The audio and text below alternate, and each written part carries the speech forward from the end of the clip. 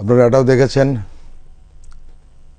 যে জানাজার আগ মুহূর্তে দলের স্থায়ী কমিটির সদস্য নজরুল ইসলাম খান বেগম খালেদা জিয়ার সংক্ষিপ্ত জীবনী পাঠ করে শুনিয়েছেন এবং তিনি কিছুটা আবেগ আপ্লুত হয়ে পড়েছিলেন এবং সেটাই স্বাভাবিক।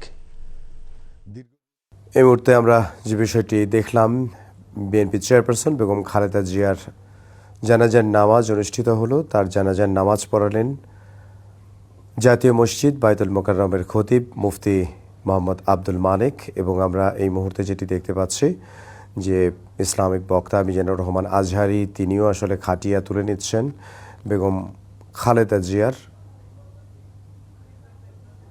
এবং আমরা সেই চিত্রটি দেখতে পাচ্ছি।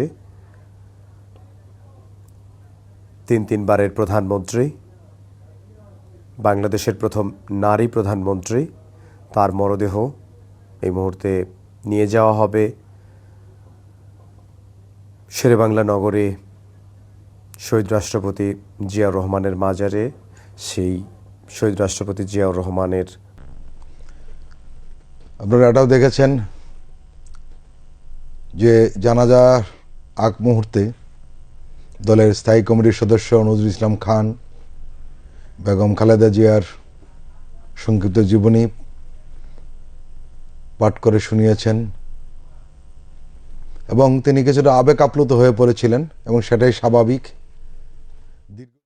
এই মুহূর্তে আমরা যে বিষয়টি দেখলাম, বিএনপি চেয়ারপারসন বেগম খালেদা জিয়ার জানাজার নামাজ অনুষ্ঠিত হলো। তার জানাজার নামাজ পড়ালেন জাতীয় মসজিদ বায়তুল মোকাররমের খতিব মুফতি মোহাম্মদ আব্দুল মালেক। এবং আমরা এই মুহূর্তে যেটি দেখতে পাচ্ছি যে ইসলামিক বক্তা মিজানুর রহমান আজহারি তিনিও আসলে খাটিয়া তুলে নিচ্ছেন বেগম খালেদা জিয়ার,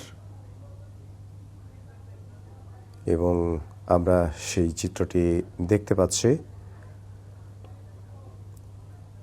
তিনবারের প্রধানমন্ত্রী, বাংলাদেশের প্রথম নারী প্রধানমন্ত্রী, তার মরদেহ এই মুহূর্তে নিয়ে যাওয়া হবে শেরেবাংলা নগরে শহীদ রাষ্ট্রপতি জিয়াউর রহমানের মাজারে। সেই শহীদ রাষ্ট্রপতি জিয়াউর রহমানের আপনারা এটাও দেখেছেন যে জানাজার আগ মুহূর্তে দলের স্থায়ী কমিটির সদস্য নজরুল ইসলাম খান বেগম খালেদা জিয়ার সংক্ষিপ্ত জীবনী পাঠ করে শুনিয়েছেন